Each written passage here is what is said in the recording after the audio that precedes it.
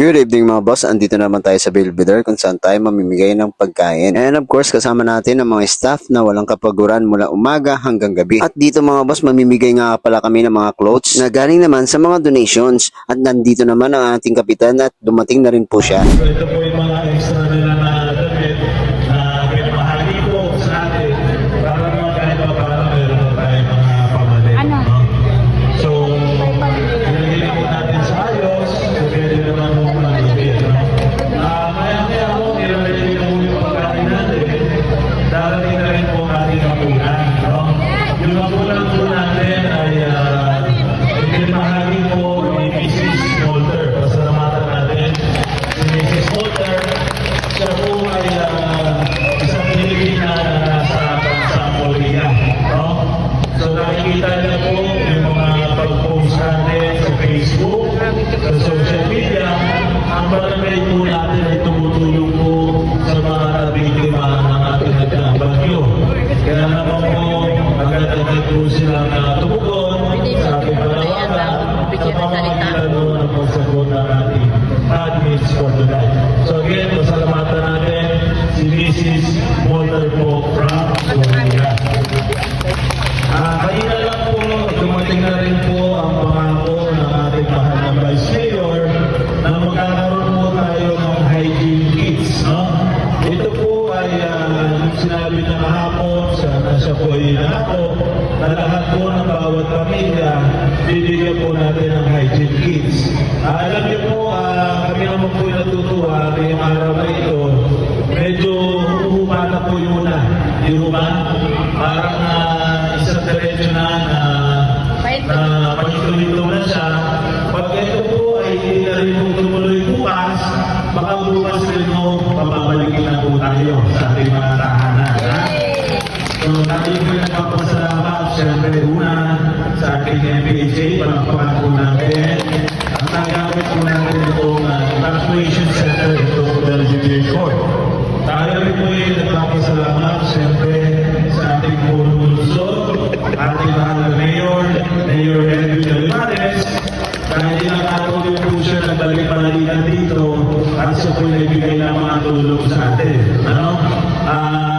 Sa ating mga chairman at ating mga leaders sa area, ako po nagbigay na rin po ng marching orders na lahat po ng nabahaan sa area, ipinanilista po na po sa ating mga leader. No?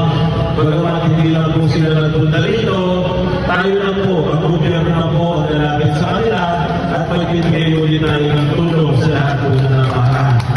Lahat po ng sityo yan, hindi lang po manggahan ng pera, lahat na po kasama na po ang lahat ng ating mga sityo. So, yun lang po, no? Kasama pala natin ngayon gabi ang mga kagawad at talaga ng mga kasama natin. Nagsimula tayo nalipat dito. Nandito po ang ating kagawad na chairman po ng CBS at chairman ng environment. Siya rin po ang tumatay ng community chair pagdating po sa mga donations. Walang iba po si kagawad Radio Rose Dayaw. Nandito rin po ang isa nating kagawad na Committee of Health naman. No? Araw-araw po nakikita ninyo na nag-check up po ang ating health center. Hindi po natin pinapabayaan yung mga may sakit natin at mga may nararamdaman ang ating kagawad Mary Jane Esteban. Kanina po nandito ang ating secretary, si Secretary Babelin, pasalamatan natin. Kagawad Cholo Barreto, kagawad Jared Adam, ayan, at kagawad Eddie Chan. Bukas po, kasama rin natin sa meeting, si kagawad Reggie Raimundo. Ayan po. Pero alam niyo po, isang taong pagod na pagod na kasama ninyo ang ating administrator. Siyempre, wala iba si Kuya Robert Labrador. Ayan, dito po. So ngayon po, nagpapasalamat din po tayo sa ating mga kawali ng barangay at talaga naman po, 24/7 tayo po yung nagre-relevo. Sa umaga, meron na nagpapatay sa atin, meron din naman sa gabi. Di ba? Ngayon dito, binisita po tayo ng ating po chairman at tuyuan. Nandiyan si Kuya Rabinas Tulas, palakpakan natin. At siyempre ang ating ex officer ng ating barangay, si Kuya David Patrick. Anyway, mga kasama, magandang gabi po sa inyo. Sana naman po itong nakakapatuloy araw, naging mabuti po ang pag-stay nyo dito sa ating evacuation area. No? At kami po sa barangay, parati po namin pinagdadasal, na sana naman pati sa unang ito, ay wala naman mga magkakaroon ng problema. Di ba? Ulitin ko po sa ating mga kawali ng barangay, sa ating mga CBS, palakpakan natin ang ating mga CBS, barangay staff, maraming salamat po sa inyo. Sa ating mga barangay, maraming salamat po sa pasensya ninyo sa amin. At nandito lang po kami para magbigay po ng konting tulong sa inyo. Maraming salamat po. Good evening po. Mabait. Ngayon lang ako nakasubok na naibakpit dito. Kasi sa Manggahan ako, lalim kasi ang baha sa amin. Kaya ako, talagang tumakbo ako papunta rito dahil alam ko nandito sila. Salamat po. Maraming salamat, Kap. I love you.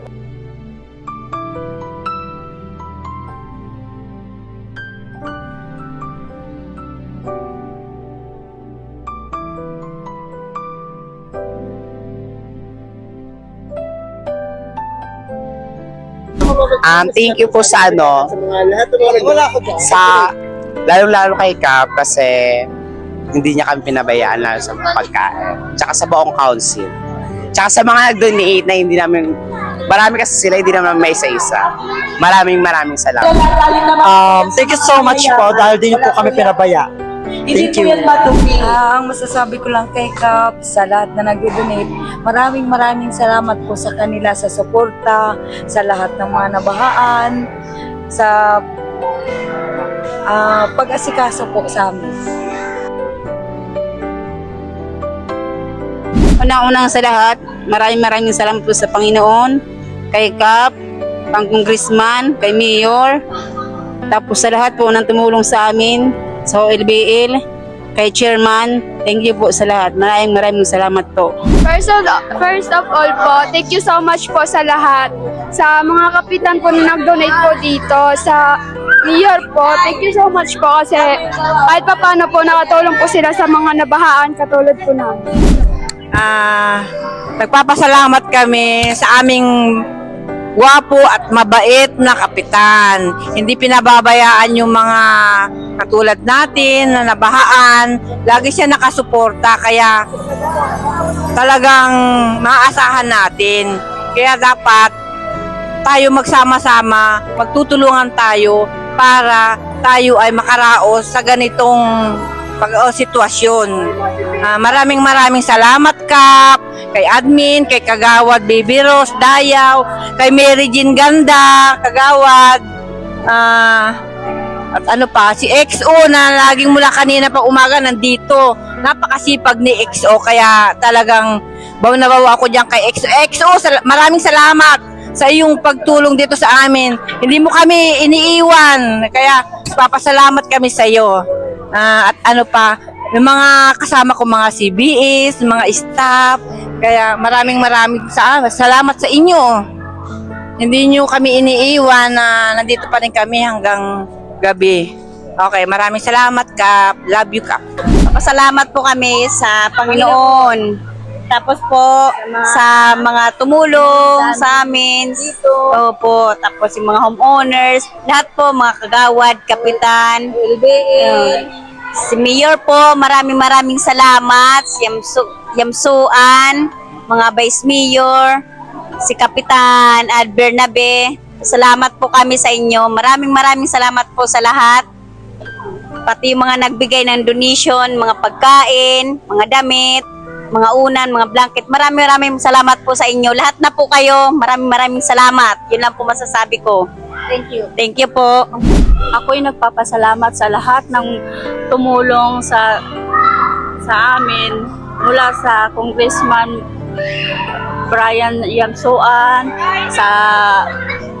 kay Binjo Bernabe, kay Vice Mayor, tapos sa lahat ng bumubuo ng Pag-asa at saka yung si Pulis at saka sa homeowners ng Merville at saka MPHA at saka sa OLBL at saka sa lahat ng bumubuo ng sa barangay, pati kay Kap, ang ganda ng niya sa amin, lahat yung mga staff, lahat ng tumulong at nag-donate sa amin. Thank you. At saka sa namin, chairman po namin. Thank you very much sa inyong lahat. Basta hindi ko na isa-isahin, basta kayo lahat. At dito busog kami. Salamat. Ikaw? Salamat din. Salamat din. Tapos ano pa? Very good. Busog ba kayo dito, be? Opo. Lagi kayo may pagkain? Opo.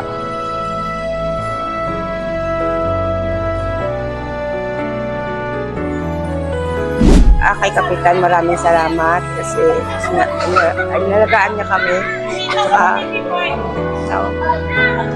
Salamat kay Mayor, kay Congressman, saka sa mga nag-donate. Maraming Siguro, unang-una sa lahat, papasalamat muna ako sa ating kapitan kasi hindi lang naman ito yung calamity dumating sa atin. Nakita ko napaka-hands-on niya, umpisa natin sa mga naunang calamity. Pag may mga sunog lang, kahit madaling araw, oras ng gabi, naandyan kagad yung kapitan natin. Kaya ilang kapitan na sinamahan ko, nakakabilib yung kapitan natin kasi masyado siyang maka-hands-on. Pinatunayan na naman niya ngayon sa ating kalamidad na baha. Hindi siya nagpabaya, 24 oras, nakatutok siya. Kasi pag maganda ginagawa ng leader, maraming sumusuporta sa kanya. So lahat na sumuporta sa kanya, nagpapasalamat tayo. Maliit o malaking bagay po yan, nagpapasalamat kami. Ulitin ko lang, nakaka-proud lang yung ating kapitan kasi sobrang handsome niya. Yun ang masasabi ko, napakagaling. Hindi ko naranasan, magkakaling din yung mga nakarang kapitan, pero iba ito. Talagang siya mismo yung wala siyang pinipiling oras laging naandyan pag kailangan natin. Okay. Mabuhay ang ating kapitan.